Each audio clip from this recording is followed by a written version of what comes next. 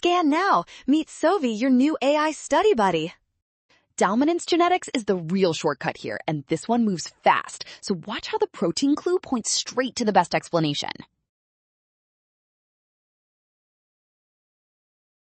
Start with the key idea. The question asks why certain MUP variants are associated with dominance, not what created new alleles. So we need an explanation for association inside a population.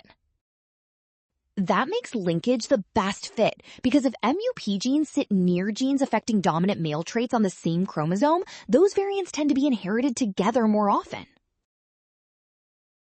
So specific MUP variants show up with dominant phenotypes through genetic linkage, not because viruses, stress, or interspecies breeding suddenly created the pattern. Well done! Option D, scan now. The trap is rushing at flashy causes. The rule is trust the given association and check the steps carefully.